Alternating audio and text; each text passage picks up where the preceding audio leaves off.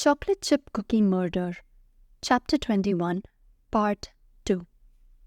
It was a dark morning and Hannah switched on the lights. She wasn't looking forward to the dark winter season with sunrise at 9 and sunset at 4. It was even worse for people like Phil Plotnick, who worked the night shift at Delray Manufacturing. It was dark when he went to work, dark when he came home from work, and if the sun didn't shine on the weekends, he missed out completely. A car pulled up in front of the shop, and Hannah recognized Bill's old clunker.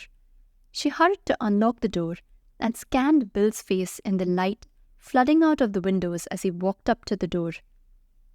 He was smiling, and Hannah was relieved. Bill wasn't the type to hold a grudge, and it was clear that he'd forgiven her for involving his wife in her sleuthing last night. "Hi, Hannah." Bill came in and hung up his coat on the strip of hooks near the door. "I found out about the rental car that Andrea's client saw. The name of the company is Compacts Unlimited." Hannah ducked behind the counter to pour Bill a mug of coffee. "I've never heard of them." "They're a small outfit. Their main office is in Minneapolis, and they've got a total of 14 lots all over the state. I talked to the woman in charge of reservations. She said their office didn't rent anybody with a Lake Eden address, but she's sending me a printout of everyone who was rented from them in the past 2 weeks. "When?" "ASAP. She doesn't know how to gather the data from the other locations, but she said she'll call in their computer expert." "So you'll have it today?" "That's doubtful. The computer guy went away for the weekend, but she's trying to find him." Bill's gaze shifted toward the cookies behind the counter. "Are those chocolate chip crunchies?" Hannah nodded and set out 2 cookies for him. This wasn't the time to remind him that he should probably watch his weight. "Did you get a chance to look at the files that were in Max's old safe?" "Mm-hmm." Bill swallowed. "Max made a lot of loans to a lot of people. Some of them were old, but I found about 10 active new ones. That's 10 more suspects I'm going to have to check out." Hannah shook her head. "I think that's a waste of time. If someone shot Max to get his loan papers, he wouldn't have left them behind." "Good point. What do you think I should do with them?" "Make a list of the names and then lock them up in the evidence room." Bill was confused. "Why should I make a list of the names when none of those people are suspects?" "So that you can check them against any gossip we hear. If somebody talks about one of Max's active loans and it's not on your list, it could point to the killer." "That's very clever, Hannah. I'll do it just as soon as I get to the station. Did you think of anything else that I should do?" "Not really, but at least we've got a theory." "Is it the same one you told me about the other night?" "Absolutely. I was watching Clute, and that's what gave me the idea. We'll know if it's right just as soon as the ballistics reports come back." "That'll take a while, but I talked to Doc Knight this morning. He's got a good eye, and he told me that it looked like the same type of bullet that killed Ron." Hannah laughed. "I could have told him that." "Me too. Lake Eden's too small to have more than one murderer. Tell me your theory again, Hannah. I want to see if everything fits." Hannah poured a mug of coffee for herself and sat down on the stool behind the counter. Ron saw Max meeting with the killer at 6:15 on Wednesday morning. After Ron left, the killer shot Max. The killer was afraid that once Max's body was found, Ron would put 2 and 2 together and identify him. That's why he tracked Ron down and shot him. "But didn't the woman with the pink lipstick say that they weren't followed?"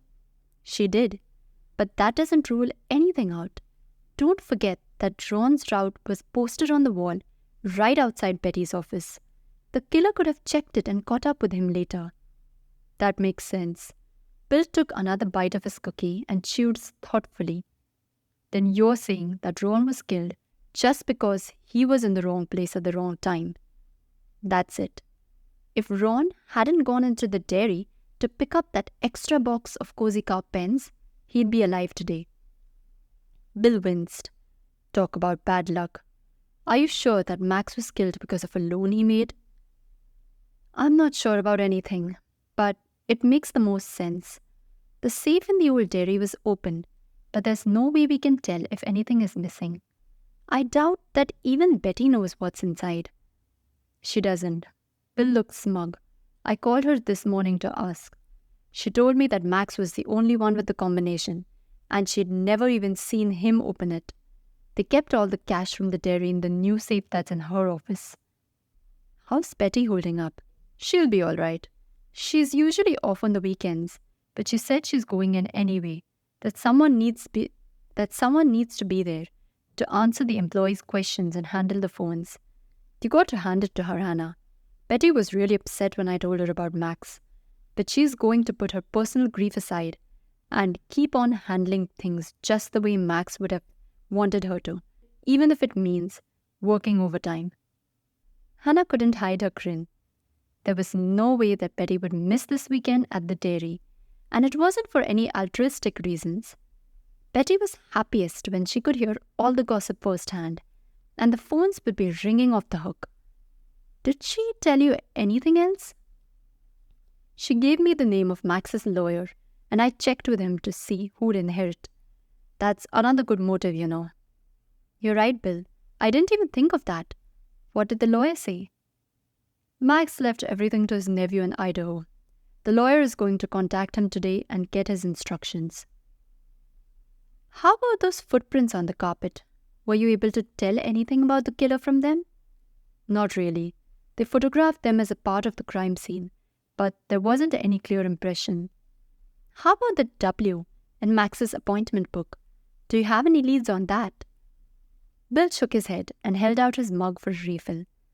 I went through all the files, but there weren't any W names, and we don't know if the W is a last name, a first name, or a nickname.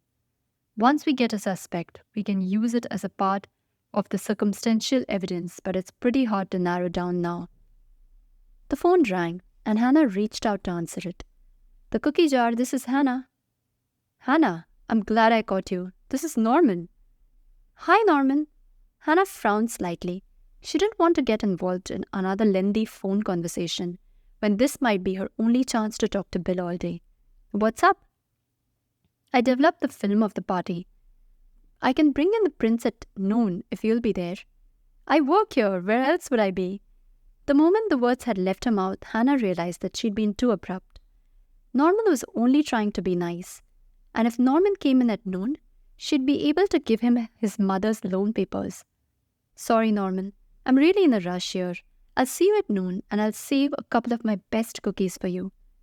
When Hannah hung up, she noticed that Bill was grinning. What?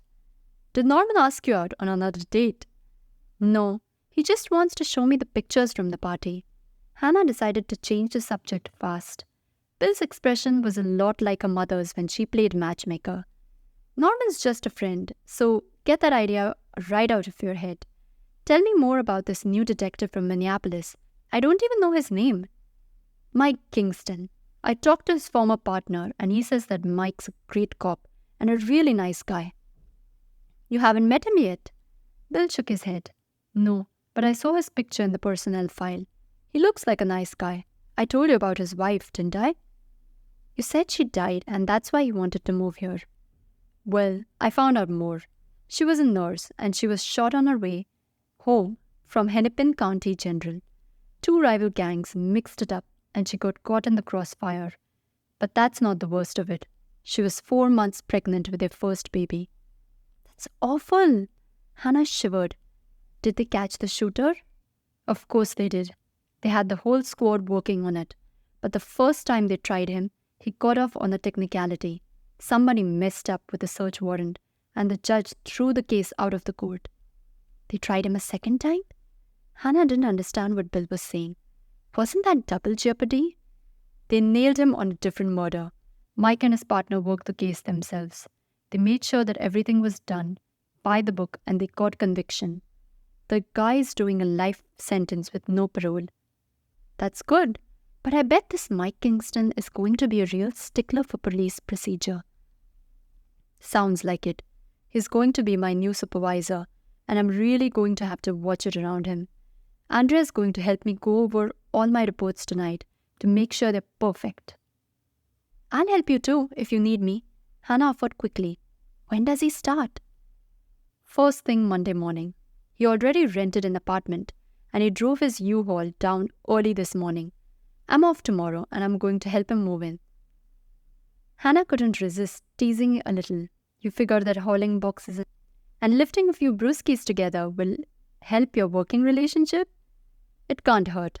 When we're through, we're going to come back to my place for dinner. Andrea's cooking? Hannah's eyebrows shot up. Her sister was the only person she knew who couldn't even make a decent instant coffee. No way. Bill chuckled. We're sending out for pizzas. Why don't you drive out and join us? You don't have anything else going for tomorrow night, do you? Well, I was planning to... Hannah's mind spun into overdrive, searching for an excuse. Come on, Hannah.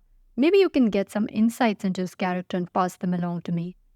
Bill put on the look that Hannah had never been able to resist, the one she privately called begging basset hound. She gave a long sigh and then caved in. Okay, I'll bring dessert.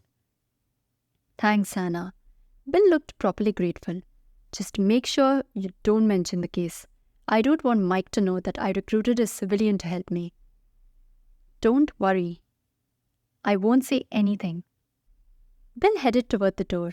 He was about to open it when he turned to grin at her. I forgot to tell you that Dolores is coming out tomorrow night. She wants to meet Mike. Hannah's eyes narrowed as the door closed behind Bill.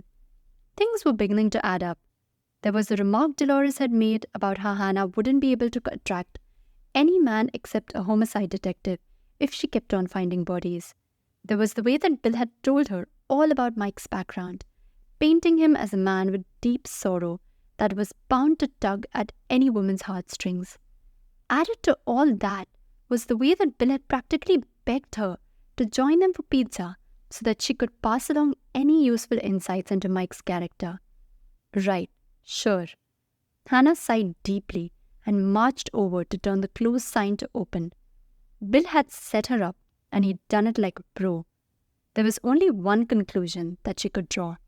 Bill had been taking a crash course in matchmaking from his wife and his mother-in-law.